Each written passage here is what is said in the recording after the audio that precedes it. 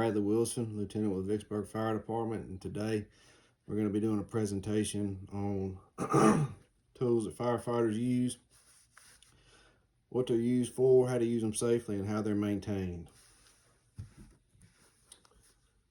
We're going to start off with a scenario here. You respond on a call. The engine or truck you're riding on comes to a stop. You can see fire coming out of a second-story window of a single-family residence. As you unbuckle your seatbelt, the captain tells you to get the Halligan tool and flathead axe and follow him. Meanwhile, another engine company pulls a hose line and advances it to the front door. You and the captain try to open the door, but it's locked. Everyone dons their SCBA face piece. The hose line is charged with water, and you position the Halligan tool and force open the door. Do you know where on the apparatus these tools are? Do you know where your Halligan tool is? Do you know where your forcible entry tool is? Do you know how to use these tools? In an emergency situation, when time is of the essence, are you proficient? Are you proficient with these tools? And if you did not have these tools, what could you do? Do you have a backup plan? Is there another tool that you can use? That's why firefighters have got to be competent in using every tool that's on the truck and knowing what it's used for. Safety is paramount. Knowing how to use tools safely is extremely important. You've got to know how to use a tool safely and correctly. Generally, safety rules apply to both stationary and portable power tools. The following safety rules apply to many of these tools, to many of the tools you're going to use. And part of using tools safely is your PPE, your turnouts. Any kind of PPE needs to be used when using power tools or prying tools, hydraulic tools, anything like that. And personal protective equipment consists of a coat, a helmet, safety glasses, gloves, possibly an SCBA. Use safety glasses, hearing protection, respiratory protection, or special protective clothing when needed. Noise produced by power tools can drown out other sounds like a person shouting stop or help. Stay alert of your surroundings. Always know what's going on around you. Never wear loose clothing or jewelry that can become entangled in power tools. There's different personal protective equipment for whatever you're doing. For structural firefighting, this usually consists of a helmet, a hood, eye protection, gloves, turnout coat, turnout pants, boots, SCBA, and a pass alarm. When it comes to wildland firefighting, it's different. Your PPE is going to consist of helmet, gloves, shroud, Nomex pants, Nomex jacket, eye protection, wildland boots, two-way radio, fire shelter. Here's some more safety tips when it comes to tools and PPE. Always use the right tool for the job. Forcing a small tool to do a big job causes the tool to strain. A strained tool can kick back or break, causing injury. Never use a tool that you are unfamiliar with. Always get proper training. Always be proficient and know how to operate the tool that you're trying to use. Before each use, inspect your tools. Check the alignment of moving parts, breakage of parts, and cracks. When you're tired, your attention span is reduced. Pay attention to your work. Your work is very important. Let me repeat that. Paying attention to your work is very important when working with tools. Make sure you're fit to do so. Disconnect the power source when performing maintenance, cleaning, or changing blades or bits on electric or battery powered tools or cutting tools. Be wary of dropping tools. Don't rest a tool on the edge of a workstation. Secure tools when working at heights. Not securing tools and working at heights, I've seen it happen. working on a ladder with a Halligan or an axe or a pry bar, or working on a roof with any of those tools, it can fall and it can hit somebody. I've seen them fall. So it's important to secure your tools and always be mindful of working with tools at height. Um, um, Never lock a tool in the on position if you are working under conditions that require you to stop the tool quickly. Guarding is one of the best ways to minimize a hazard. Make sure that machine guards are in place on large and small equipment. Use and operation of tools. The best way to learn how to use tools and equipment properly is under optimal conditions of visibility and safety. In the beginning, you should be able to see what you are doing and practice without endangering yourself or others. As proficiency increases, practice using tools and equipment under more realistic working conditions. Eventually, you will be able to use tools and equipment safely and effectively, even in darkness or smoke-filled buildings. You need to be able to work safely in hazardous areas where you are surrounded by noise and other activities while wearing all your protective clothing and using your SCBA. I think that's an important point right there. When you're in a fire and you've got an SCBA on and you've got your turnout gear on, it's hard to see. A lot of times there's flames and smoke. It's hard to see. It's hard to hear. So you have to be proficient with working with your tools in that kind of environment, and that takes experience. If you're new at using a tool, you might want to let someone else use it if you're in that environment until you get used to using these kind of tools in dangerous environments for the safety of yourself and for the safety of others. There's different kind of tools and equipment. We'll start off with hand tools. So as far as hand tools go, you've got your axe, your Halligan, your pry bars, shovels, spanner wrenches, plug wrenches, screwdrivers, box end wrenches. The list goes on. You've also got power tools. Power tools are going to consist of your generators, your power units, your fans, your hydraulic spreaders and cutters. They might be battery powered. Your other battery powered tools, drills, sawzall, K12s.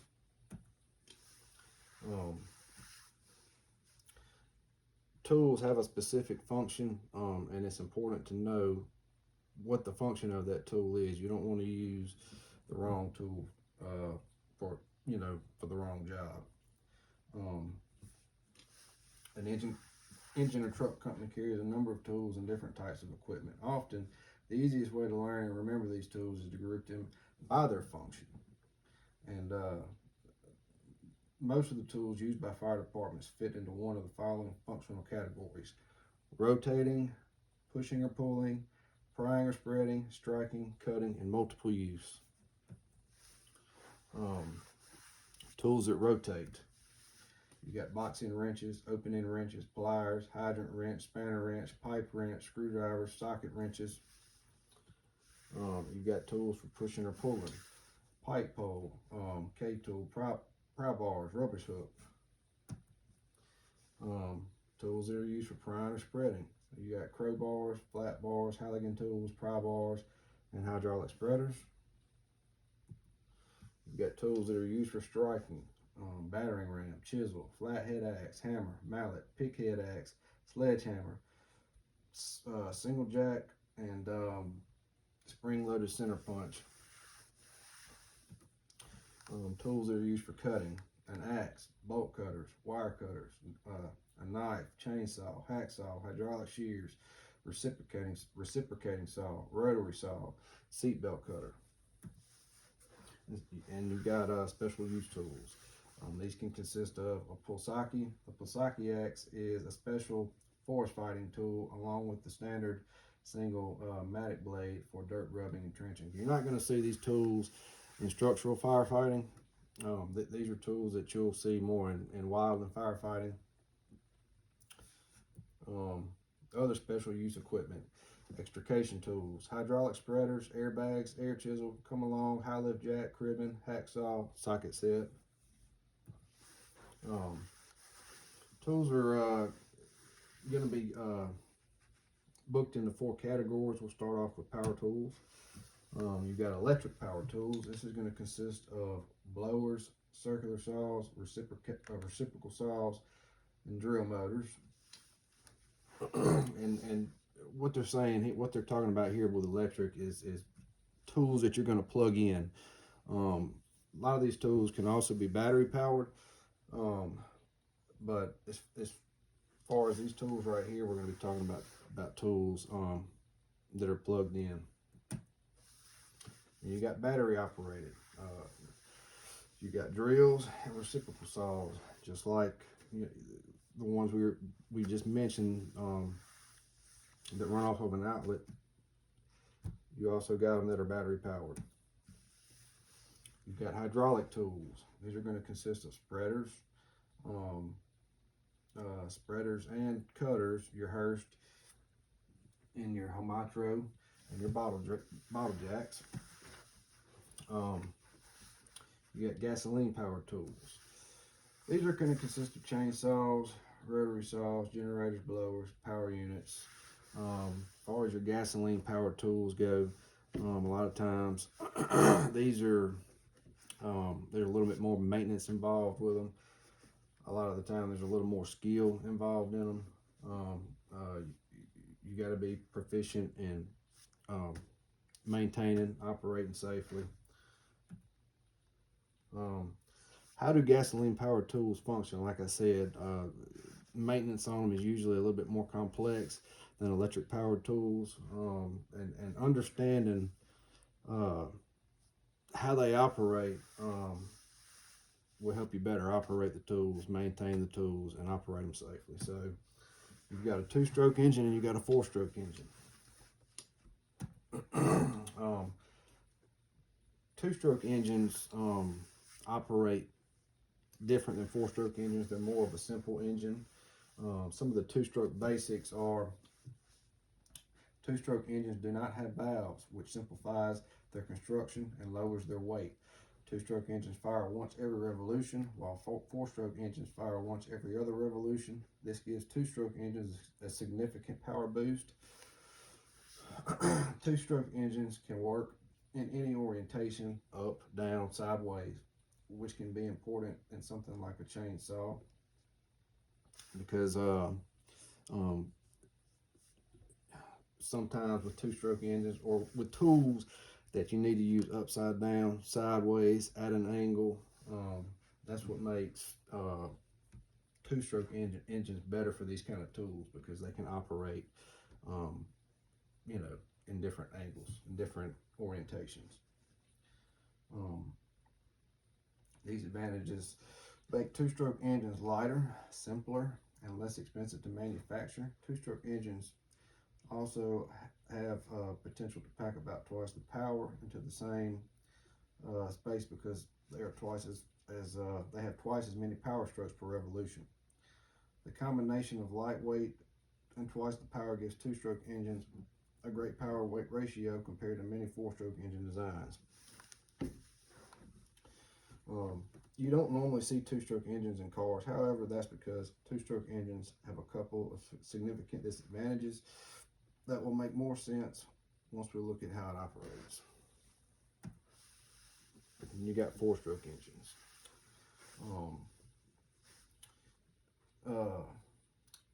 To understand the mechanical differences between a 2-stroke and a 4-stroke engine, we need to first consider how the 4-stroke engine works. The 4 strokes of a 4-stroke engine are your intake, your compression, your combustion, and your exhaust. Each time the piston rises and falls, it turns the crankshaft, which is responsible for turning the wheels, which is converted into forward motion. the example they're given here is of a four-stroke in a car because most cars have four-stroke engines in them. So that's why that's the example they're given here, just to kind of help you better understand how they work, how they operate. So some of the disadvantages of a two-stroke engine. Two-stroke engines wear faster and have shorter engine life than a four-stroke due to the lack of a dedicated lubricating system. Two-stroke engines require special two-stroke oil, also known as premix, with every tank of gas, adding expense and at least a minimal amount of hassle. Two-stroke engines are heavy polluters because of the simpler design and the gas oil mixture that is released prior to and in the exhaust. Two-stroke engines are less fuel efficient than a four-stroke engine. Two-stroke engines have a high whine that may exceed legal noise limits in some areas, depending on the product and local applicable laws. So some of we'll kind of circle back to the difference in two-stroke and four-stroke engines. Like they were saying, two-stroke engines they wear quicker. A lot of times they're more expensive to operate. They're louder. They have more emissions, but you get more power out of a smaller package. So that's why a lot of firefighting tools use two-stroke engines. They'll be in your chainsaws and your K12s. Pretty much your handheld motorized tools are going to have two strokes in them because they're smaller and they're more powerful, as opposed to like a four-stroke engine that's going to be in like your positive pressure ventilation fans, your generators, your power units for your hydraulic tools.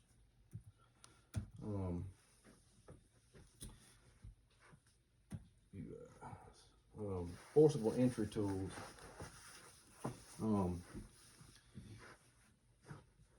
To understand your forcible entry tools, we're kind of going to go into what forcible entry is.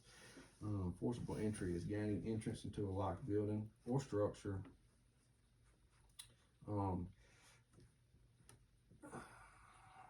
Forcible entry is the process of entering a building by overcoming these barriers. Several types of tools can be used in forced entry, including an axe, a prying tool, or a K tool. A flathead axe and a Halligan tool are often used in combination to quickly pry open a door, although they may permanently damage both the door and the frame. Prying tools are used for gaining access, including pry bars, crowbars, and Halligan bars.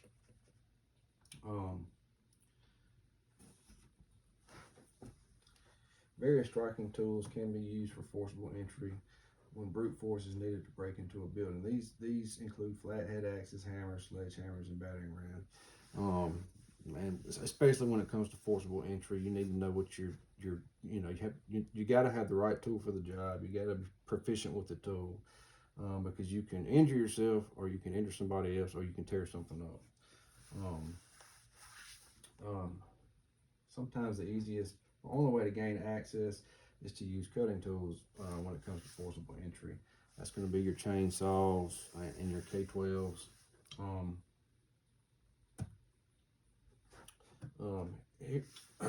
Some of the tools and equipment that are used for interior firefighting are going to be hand tools. These are going to be tools that you grab when you pull up on scene and you jump out of the fire truck. Some of these are going to be a prying tool, such as a Halligan tool, a striking tool, such as a flathead axe or a sledgehammer, a cutting tool, such as an axe, a pushing tool, such as a pike pole, a strong hand light or portable light. The specific tools that must be carried by each crew are usually defined in a fire department's training manuals and SOPs. The interior attack team is responsible for advancing a hose line, finding the fire, and applying water to extinguish the flames. They need the basic tools that will allow them to reach the seat of the fire.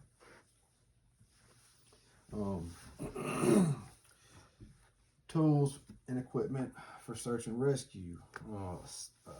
search and rescue needs to be carried out quickly, shortly after arrival on the fire ground. Some of the tools that you would use for search and rescue would be axes, saws, chainsaw, rotary saw, extrication tools, hydraulic spreaders, airbags, pry bars come along, air chisel, socket wrenches, and pliers. So those are your tools that you would use for search and rescue, mainly rescue.